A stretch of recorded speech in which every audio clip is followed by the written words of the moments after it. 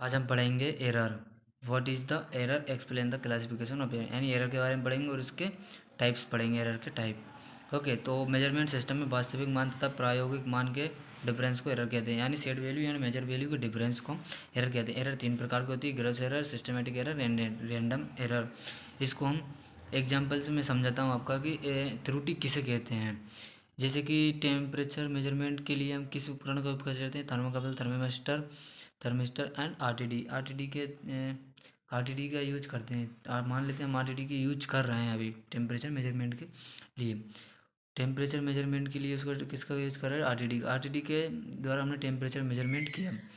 अब हमें पता है वैसे हम उसका मेजरमेंट कैसे कर कि हमें पता चल गया कि ये गलत रीडिंग दे रहा है इस तरह कि अभी मतलब किसी भी अपने टेम्परेचर का मेजरमेंट किया, उसका टेम्परेचर है 75 डिग्री सेल्सियस, लेकिन इंस्ट्रूमेंट या तो वो कम बताएगा ज़्यादा, यानी वो वेरी हो सकता है, कम भी जब बता सकता है, क्योंकि इंस्ट्रूमेंट्स कुछ तकनीकी खराबी के कारण वो ख़राब हो गया है, यानी वो कुछ उसके पार्ट जाम हो गए होंगे या कुछ वायर वायर कट हो गए होंगे, इस तरीके से वो गलत बता रहा है। तो यानी इन दोनों के डिफरेंस को हम क्या करेंगे, यानी जो शेड वैल्यू है, शेड वैल्यू हमें पता है इसका टेम्परेचर 75 डिग्री सेल्सियस है, हमें को किसी इंस्ट्रूमेंट्स के द्वारा हमने उसका मेजरमेंट कर लिया दूसरे। ओके, अब लेकिन आरटीडी क्या करेगा, उस टेम्परेचर को या तो 75 से ज़्यादा बताएगा या कम बताएगा या फिर जीरो बताएगा या कुछ भी बताए, यानी उससे अलग बताएगा। ओके, तो उस स्थिति में क्या होगा, वो एरर रहेगी, त्रुटि रहेगी। अब त्रुटि के बारे में हम देखते हैं ये कितने प्रकार की होती है। ये तीन प्रकार की होती है, gross error, random error, systematic error. Systematic error कितनी होती है, तीन प्रकार की होती है, instrumental error, environmental and observational. Instrumental यानी जो इंस्ट्रूमेंट्स के द्वारा एरर होती है, एनवायरमेंटल यानी जो वातावरण के द्वारा क्रिएट एरर होती है, ऑब्जर्वेशनल ऑब्जर्वेशनल एरर जो हम अभी बताएंगे तुमको। ओके, तो अब पढ़ेंगे सबसे पहले हम ग्रॉस एरर किसे कहते हैं। जब किसी वस्तु के मेजरमेंट में व्यक्ति द्वारा असावधानी बरती जाती है तो इस असावधानी के कारण जो एरर उत्पन्न होती है उसे ग्रॉस एरर कहते हैं। ह्यूमन मिस्टेक के कारण जो एरर क्रिएट होती है उसे ग्रॉस एरर कहते हैं।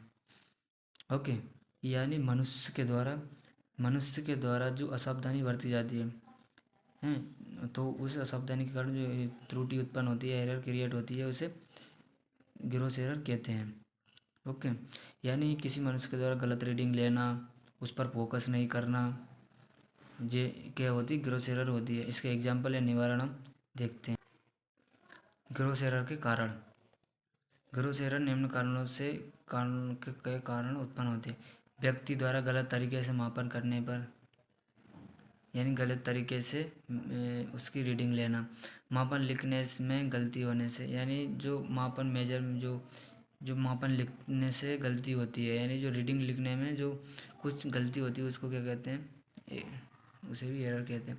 कैलकुलेशन करते समय कुछ वैल्यू गलत लिख देना। ओके, उपकरण का समायोजन किए बिना ही रीडिंग ले लेना।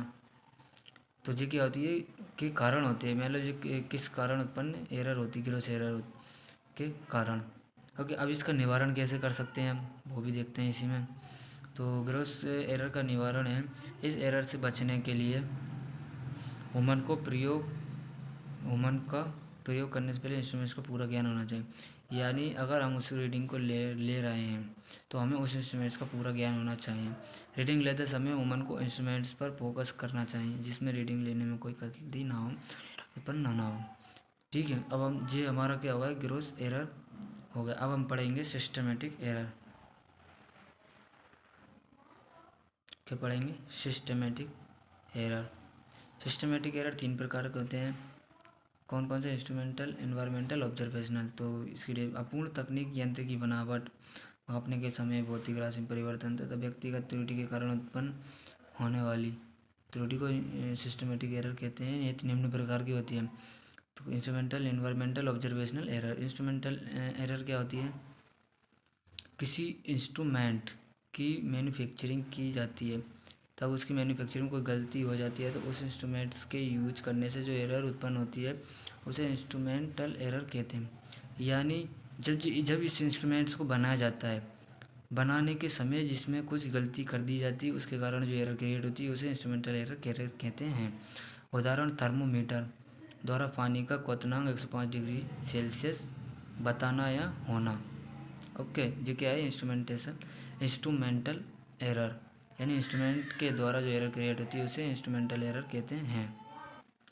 इंस्ट्रूमेंटल एरर के कारण, इंस्ट्रूमेंटल एरर के कारण उत्पन्न होने के निम्न है।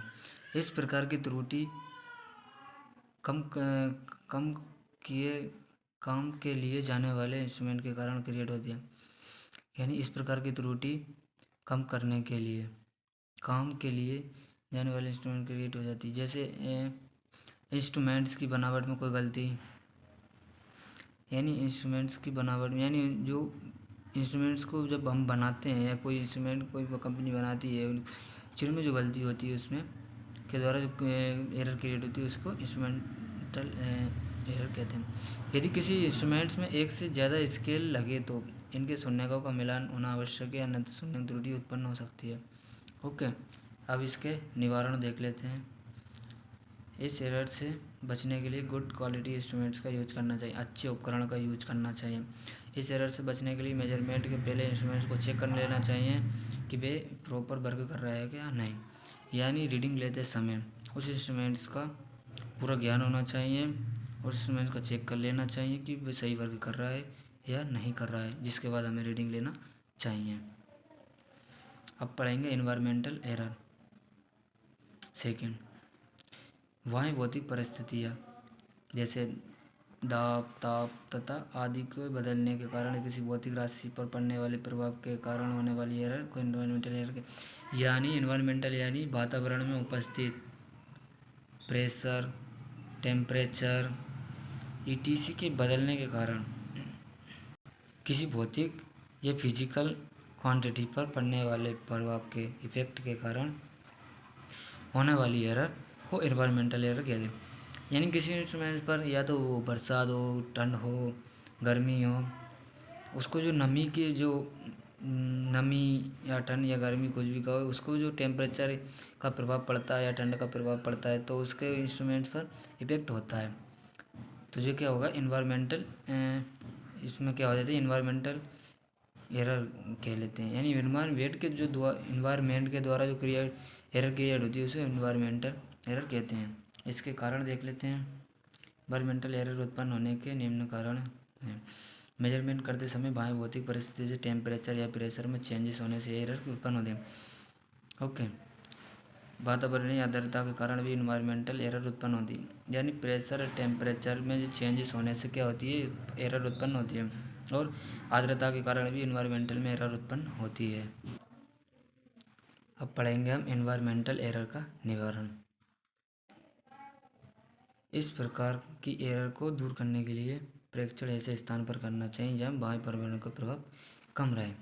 यानी इन्वायरमेंटल एरर का निवारण कैसे कर सकते हैं, हमें क्या करना चाहिए, परीक्षण, यानी इसका किसी प्रकार की एरर को दूर करने के लिए परीक्षण ऐसे स्थान पर करना चाहिए। यानी उसको रीडिंग इस परीक्षण करना चाहिए या उसको लगाना चाहिए या रीडिंग लेना चाहिए, यानी रूम टेम्परेचर एक सही रहता है, यानी उसके द्वारा जो या तो फिर हम कंट्रोल कर लेते हैं इंडस्ट्री के अंदर।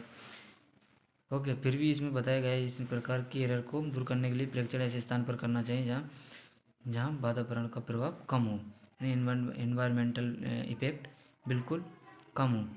तो अब पढ़ते हैं ऑब्जर्वेशनल सी वाले एरर। ऑब्जर्वेशनल एरर क्या होती है, इस एरर में इंस्ट्रूमेंट में कोई एरर नहीं होता बल्कि ऑब्जर्व करने वाले ह्यूमन की दृष्टि में एरर या रीडिंग लेते समय इंस्ट्रूमेंट्स के पॉइंटर की वजह से भी गलत रीडिंग को करता है। ये एरर इंस्ट्रूमेंट्स के पॉइंटर के कारण उत्पन्न होती है, ऑब्जर्वेशनल एरर कहलाती है।